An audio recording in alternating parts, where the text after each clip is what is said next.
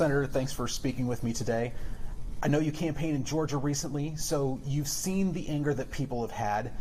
Are you surprised that that anger and the distrust in the election process led to that riot? Well, yesterday's event was tragic. We saw a terrorist attack on the United States Capitol. It was despicable. It was an assault on the citadel of democracy. And every one of those violent criminals who attacked the Capitol, they should be fully prosecuted. And they should spend a long, long time in jail. It was really a sad day for the country to see violence overwhelming the grounds of the Capitol building.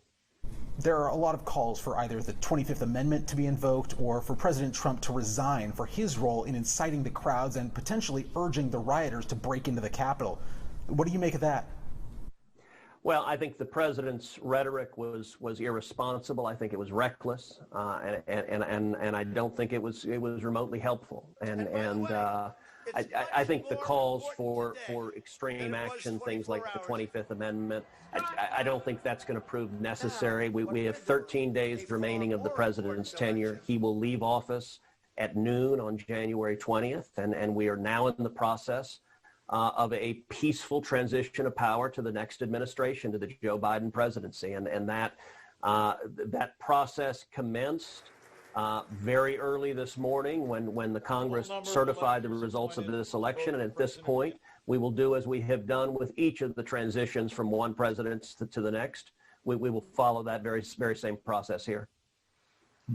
How do you view some of your colleagues who had initially said that they would object to some of the electoral votes from the different states, but then after the riots had happened and session reconvened, decided to change their mind?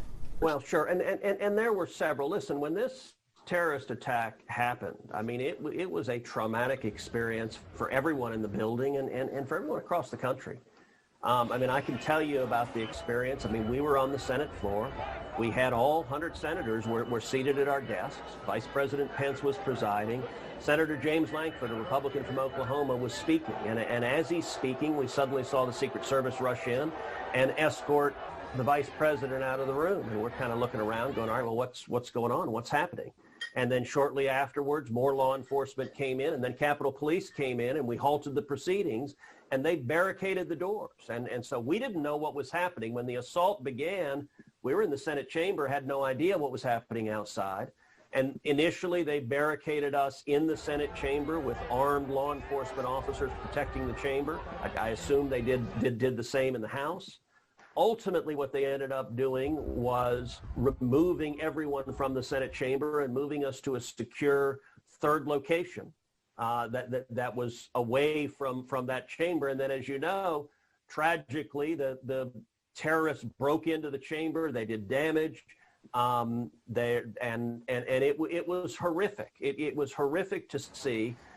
We spent several hours watching the events unfold, horrified to see people breaking into our Capitol, to see people really marring the democratic processes that we have. I'll tell you, though, I ended last night very, very proud of our country, because after that terrorist attack, law enforcement went in, Capitol Police and Secret Service. They bravely confronted the terrorists. They bravely removed them. They secured the Capitol. And then we went back to the Capitol. We went back to the Senate chamber, back to the House chamber. We went back and finished doing our jobs. We finished debating the objections that had been raised and debating the proposal that I had put forth to consider an election commission to protect the integrity of our elections. And then we moved forward and certified the results. And I was proud to see that the violent mob was not going to stop the United States Congress from doing the job we were elected to do.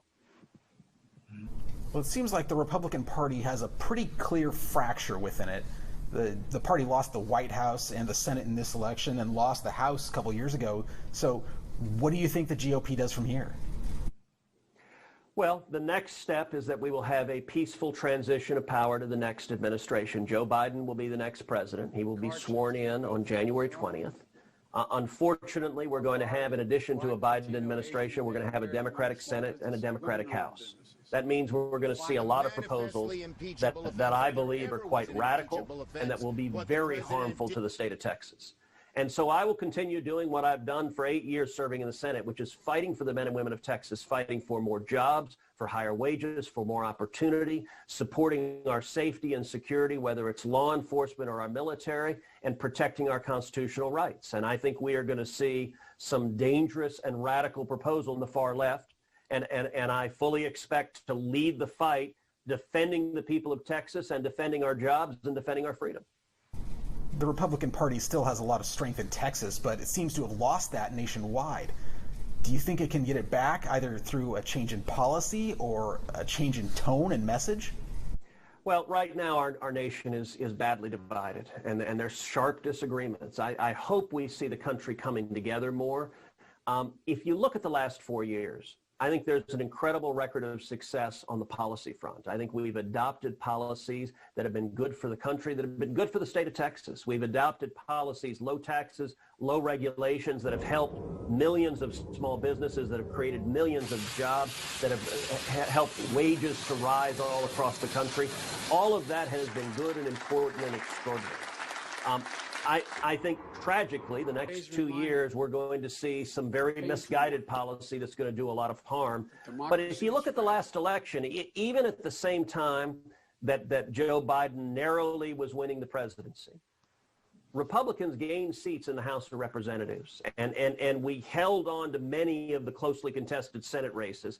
I think the American people want common sense conservative policies. At the same time, I think the American people don't want some of the overheated rhetoric that we've heard from the president, some of the rhetoric that particularly yesterday, I think really crossed a line and was irresponsible.